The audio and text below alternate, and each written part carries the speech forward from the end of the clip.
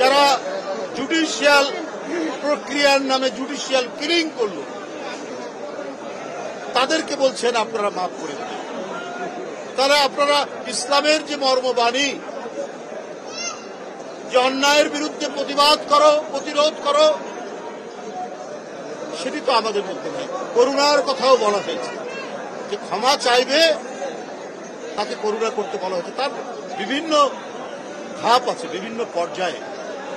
ওরা ক্ষমা চাইলেও না কিছু না, আপনি তাদেরকে ক্ষমা করে দেবেন, সম্পর্ক উন্নয়ন করবেন। অর্থাৎ আপনারা আপনাদের রক্তের সাথেই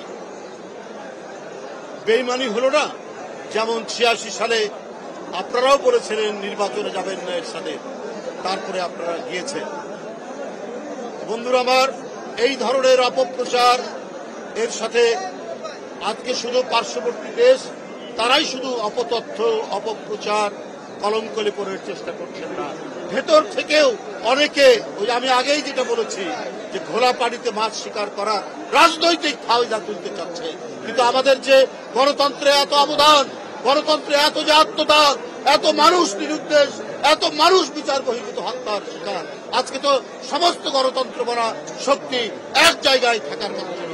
অথচ এই শক্তিকে ফাটল ধরিয়ে দুই একটি রাজনৈতিক দল যেভাবে তারা নিজেদের ফায়দা তোলার চেষ্টা করছেন, এদেশের মানুষ সব জানে। তারা জানে তারা দেশপ্রেমিক, তারা জানে তারা স্বাধীনতা বিশ্বাস করে, তারা সার্বভৌমত্ব বিশ্বাস করে, তারা বহুদলীয় গণতন্ত্রে বিশ্বাস করে, কাদের ঐতিহ্যের মধ্যে জড়িয়ে আছে এই সমস্ত বৈশিষ্ট্যগুলো এই দেশের জনগণ জানে। তাই আপনাদের কাছে আমি আর বক্তব্য দীর্ঘায়িত নয়।